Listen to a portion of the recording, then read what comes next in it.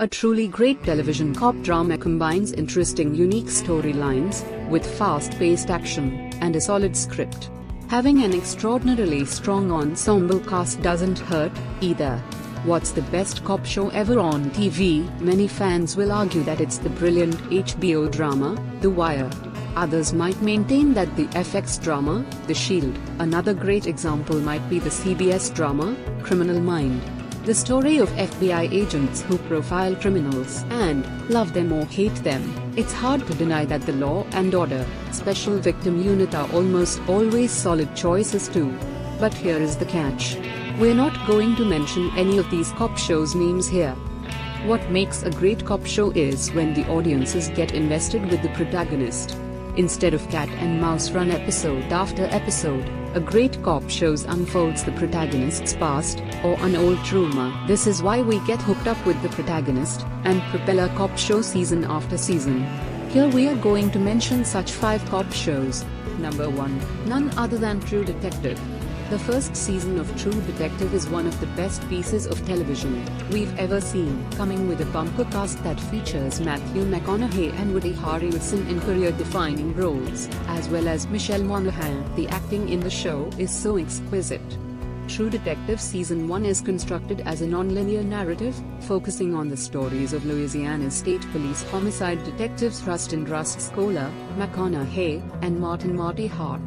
Harrelson, who investigates the murder of a prostitute Dora Lang in 1995. Following a dramatic twist of events, 17 years later, the pair finally revisit the investigation alongside a string of other related unsolved crimes. Across the show, we see the pair's private lives intertwine and fall apart as the problems that lay beneath the surface. True Detective trots out the usual suspects, serial killer, oddball partners and snarky dialogue. Its narrative expertly jumps between the present and flashbacks as Scholar and Hart are interviewed separately about a 1995 ritual murder investigation. The flashback storytelling teases out the mystery as present-day versions of Kohler and Hart seem to conceal bits of themselves, even as they recall details of investigation and their 7-year working partnership. The case at the center of it all begins on January 3, 1995, when a young sometime prostitute is murdered and posed in a ritualistic manner, with body paint, multiple injuries and a crown of branches and antlers, in a sugarcane field. The first season of True Detective explores a host of themes, including nihilism, Christianity, toxic masculinity and the cosmos. Number 2. Bosch. Bosch is based on a series of books, The Concrete Blonde, City of Bones, and Echo Park, by Michael Connelly, and is about LAPD detective Harry Bosch played by Titus Welliver, who nailed Bosch's character. Through its Season 1, we follow Harry, as he tries to solve the murder of a 13-year-old boy, while at the same time standing trial for murdering a serial killer.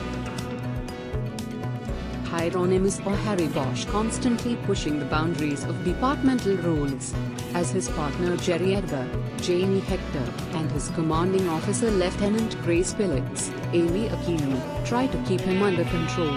Others see Bosch as a liability. The discovery of a body in the van of a man named Rene Waits, Jason Gedrick, opens up a massive investigation that quickly gets ugly and mixes with Bosch and Edgar's own case, involving the disappearance of a boy decades before. One of the best aspects of Bosch is the location. It feels rooted in LA and really milks the landscape. The characters do go to some typical tourist traps, but it feels like a natural part of the story. Bosch is a crime show with a surprisingly good plot, great characters and acting, a great soundtrack, terrific directing and great cinematography. Through its 7th season, Bosch solved distinctive cases under LAPD, at the same time he hunts down his mother's killer. First aired in 2015, this series available on Amazon Prime. Its spin-off series, Bosch Legacy, also released on Amazon Freeway in 2022. Number 3, Line of Duty. This BBC's police procedural crime thriller, set in the fictional Police Anti-Corruption Unit AC-12 line of duty, takes a probing look into modern policing and corruption. Run by zealous Superintendent Ted Hastings, AC-12's target is the gifted, charismatic Detective Chief Inspector Tony Gates, whose unit returns the best crime figures on the force. Gates appears to be an exemplary police officer and hard-working family man. But Hastings is convinced Gates' results are too good to be true. Determined to expose Gates as a fraud or worse, Hastings recruits Detective Sergeant Steve Arnott to the unit. Arnott took an ethical stand against colleagues who wanted to conspire in the cover-up of a counter-terrorism operation. Ostracized as a result, Arnott is seen by Hastings as the perfect candidate for anti-corruption work. Meanwhile, fascinated by Gates but for apparently different reasons, an ambitious young detective constable, Kate Fleming, inveigles herself onto his unit, teaming up with Gates' loyal lieutenants, Detective Sergeant Matthew Cotton and Detective Constable Nigel Morton. And, as if being under investigation isn't enough of a complication for Gates, he's also trying to hide an affair with an old flame. Every time Gates seems cornered, he finds a way to turn the tables. But all the while he's digging a bigger hole for himself, plunging irrevocably into a moral abyss. And each day the stakes get higher. The second season returns with new police corruption story. The series opens explosively with the ambush of a police convoy in which 3 police officers are killed, and a protected witness is seriously injured. The sole surviving police officer is Detective Inspector Lindsay Denton, played by Keely Hawes. Created by Jed Mercuro, a household name in BBC television. 6-season based, this series available on Netflix, Hulu, and BBC iPlayer. Number 4, Happy Valley. Sergeant Catherine Carwood, played by Sarah Lancashire, is still recovering from her daughter, Becky's suicide 8 years ago.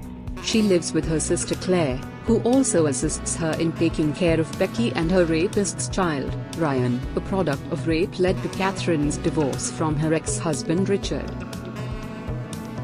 Meanwhile, the rapist Tommy Lee Royce, played by James Norton, is released from prison. He was locked up for drug charges, leading Carwood to get worried about spotting him. Soon, Tommy Lee Royce, the rapist, becomes secretly involved in an abduction of a young girl, Anne Gallagher.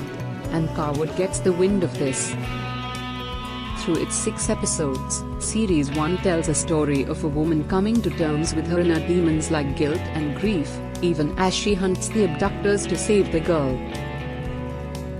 Kate Winslet's Mayor of Easttown also has at its center a bit cranky but tough middle-aged policewoman. She is also divorced, one of her children died by suicide before the events of the show, and she is saddled with a young grandson. Number 5, The Mentalist. Patrick Jane, played by Simon Baker, used to be a phony psychic.